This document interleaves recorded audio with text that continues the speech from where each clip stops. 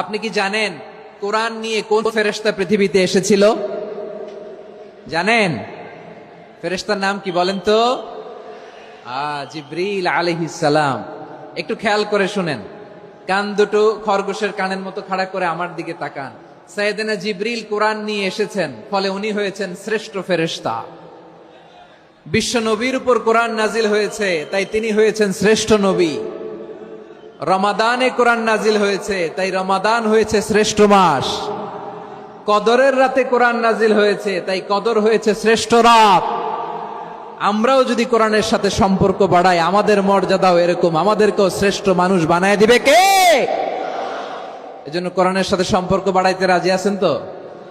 যারাই কোরআনের সাথে সম্পর্ক বাড়ায়, এদের মর্যাদা বাড়ায় দেয় কে?